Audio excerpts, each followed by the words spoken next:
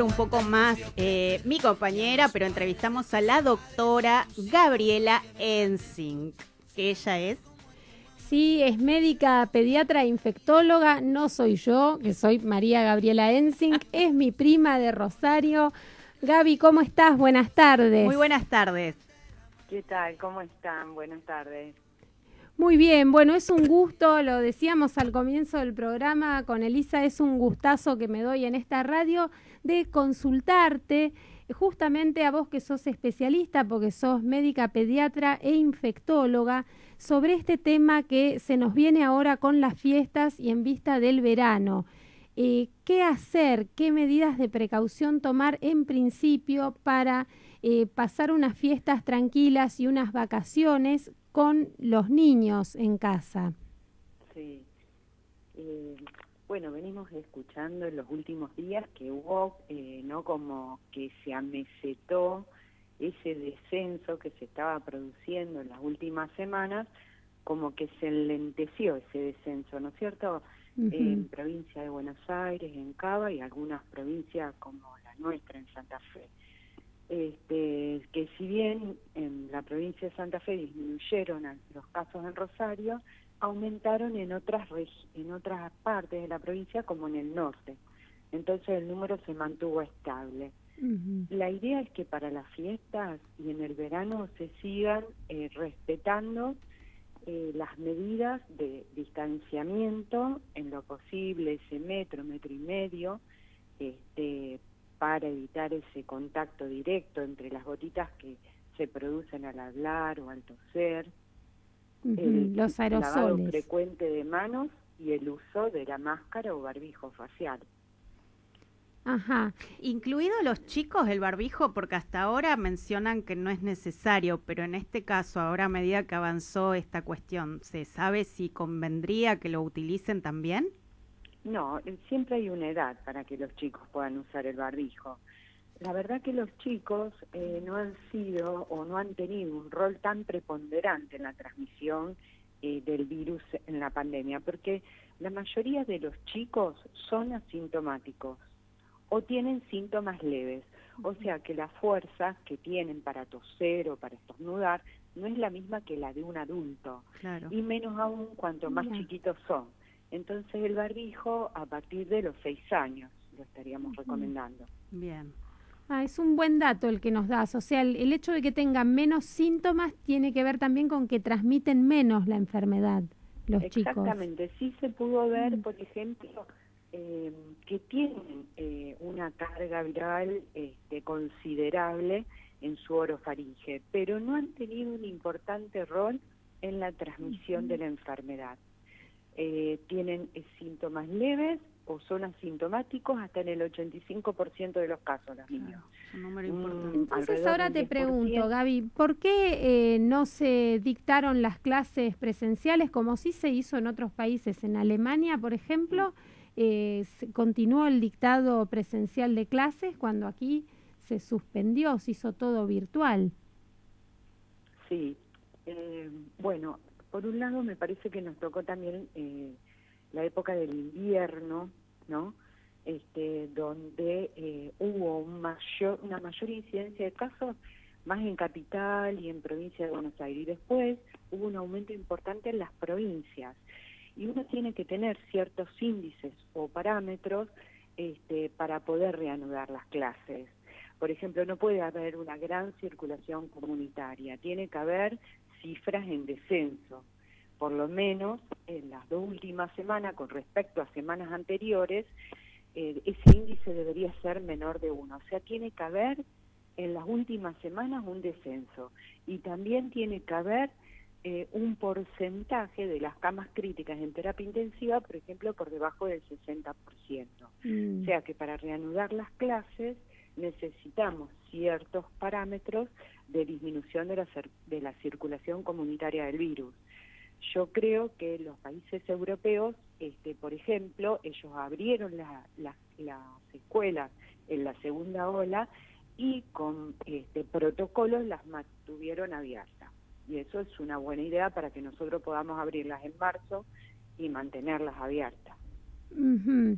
Ahí ya te preguntamos como infectóloga y pediatra, ¿qué opinas del plan de vacunación delineado por el gobierno que va a empezar en adultos mayores, personas de riesgo y docentes, pero no involucra a los chicos? Sí. ¿Te parece bien o deberían estar, digo, en vista de Sí, entrar a empezar las es una clases? estrategia adecuada, porque como decíamos, los chicos, la verdad que no han sido los más afectados, como a diferencia de lo que ocurrió, por ejemplo, en la gripe A en el 2009. Eh, en Argentina, alrededor de un 7% del total de casos confirmados son niños. Es poco el porcentaje. Claro, es muy bajo. Es muy ¿Eso es bajo. así en todos lados o en Argentina fue más bajo que No, sé si tenés? Por ejemplo, en China, menores de 18 años era alrededor de un 2%, más bajo. Mira. En Europa, alrededor de un 5%, y en Latinoamérica se vio que los niños eran más afectados, probablemente por la estructura de nuestra familia, que son jóvenes, que tienen muchos niños, y también en muchos lugares se hacía ese programa Detectar, donde no solo se hisopaban los casos que tenían síntomas, sino también los convivientes. O sea, Latinoamérica tiene un mayor porcentaje de niños, igual en Argentina es un 7%. Y no son los de más riesgo. Los que se van a vacunar primero son los que tienen mayor mortalidad y los que fueron más afectados. Por ejemplo, se va a tener en cuenta el personal esencial. Dentro del personal esencial, médicos y enfermeros en la salud, que fueron muy afectados y que son la primer línea de batalla que tenemos. Claro. Entonces no podemos permitir que flaquee el sistema de salud. Tenemos que tener el personal vacunado y que esté en condiciones para poder atender. Como personal esencial también se tiene en cuenta la policía, bomberos, se van a tener en cuenta los maestros y después se va a tener en cuenta los grupos de mayor mortalidad, que ahí sí están los mayores de 65 años o mayores de 60.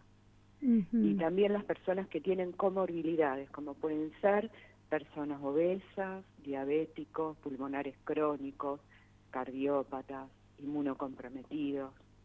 Y así se va a ir eligiendo los grupos que fueron de mayor riesgo. Claro, es al revés que en otras vacunas que uno las vincula mucho con el público infantil. En este caso se empieza por los adultos y las personas de riesgo. Ahora, ¿hay resultados de eficacia en niños de esta vacuna? Porque hoy justo surgió la polémica con la vacuna rusa Sputnik V, que parece que todavía no tienen las pruebas de eficacia en mayores de 65. ¿Qué hay de los menores con esta vacuna o con las otras? ¿Es segura, es eficaz? Yo tengo conocimiento que la vacuna de Pfizer se probó en un grupo de 12 a 16 años. Del resto de las vacunas no tengo conocimiento que se hayan probado en niños. Ajá. Gaby, yo quiero preguntarte lo siguiente. Hoy justamente Gabriela me envió los flyers que prepararon en la Sociedad Argentina de Pediatría y me parecieron muy lindos. ¿Qué inspiró? Porque digo, ponen el énfasis más que en la cuestión de del cuidado de la salud física, ponen el énfasis en poder, compartir o vivir unas fiestas de fin de año de un modo distinto, pero involucrando mucho lo emocional. ¿Qué los inspiró a armarlo desde ese lugar? Porque se considera que durante esta pandemia, digamos, los niños no son tan afectados por la enfermedad como puede ser por el aislamiento, por el hecho de no poder compartir la escuela con sus amigos, los lugares de juego, y por el hecho también hay que tener muy en cuenta que muchos papás no han ido a los controles que tenían que ir y asimismo ha afectado, por ejemplo, las coberturas de los calendarios de vacunación. O sea, han tenido como más que un efecto directo de la pandemia, consecuencias colaterales de la pandemia, desde lo emocional, lo psicológico, hasta, digamos, ciertos descuidos en sus controles y en sus carnet de vacunación, que eso lo exponen a los niños, sí a, por ejemplo, adquirir infecciones o enfermedades prevenibles por vacunas, como las que ustedes comentaban recién, Gabriela comentaba, como sarampión, rubiola, paperas, todas las que sabemos, claro. Las vacunas que ponemos durante los primeros años de vida. Pero, digamos, fue más un impacto de ese tipo en los niños que de la pandemia en sí. Tal cual, sabes que te iba a preguntar y bueno, ya nos comentaste que esto tuvo incidencia en el normal desarrollo de los controles periódicos médicos y del calendario obligatorio de vacunas. ¿Qué consejos darías como pediatra e infectóloga y como miembro de la Sociedad Argentina de Pediatría para los padres, digo, frente al temor de, porque la enfermedad todavía, el virus todavía circula, pero bueno, cómo retomar una vida lo más normal posible, incluyendo estos chequeos, a qué prestar atención? Sí, sobre todo en los primeros 2 años de vida. Los niños tienen que ir a sus controles los primeros 2 años de vida, porque es la etapa de crecimiento y desarrollo fundamental, y entonces requieren de los controles clínicos de crecimiento y desarrollo y de completar sus calendarios de vacunaciones. Nos hemos encontrado con niños que habían abandonado tratamientos, bueno, por este miedo a acudir a los hospitales, cuando los hospitales siempre se organizaron con corredores de tipo COVID y no COVID, o sea, siempre se trató de tener, digamos, abiertos los consultorios y las guardias a la demanda que requería la población. Entonces, hacemos mucho hincapié, sobre todo en los primeros 2 años de vida, que pueden recuperar sus calendarios y probablemente esté organizado en marzo para que puedan volver a clases. Y en cuanto a las fiestas, lo que pedimos es, bueno, que sean, digamos, la familia íntima en lo posible, que no sean un número mayor de, a lo mejor de 10, 16 personas, y sobre todo si van a asistir personas de riesgo, como dijimos, los mayores de 65 años o personas con comorbilidades. Claro. Porque, bueno, siempre un grupo más reducido uno lo puede controlar, se pueden testear, hisopar, hacer una trazabilidad y evitar la diseminación, porque si cada familia hacemos lo que queremos, la verdad que la fiesta se va a complicar. Totalmente. Tal cual. Bueno, Gaby, muchísimas gracias. La verdad que fue un gusto hablar con vos y te agradecemos mucho, sobre todo la claridad en todos estos y la calidad conceptos. Informativa, que sirve mucho en este momento. Así es que muchísimas gracias. Muchísimas gracias a ustedes. Muy felices fiestas.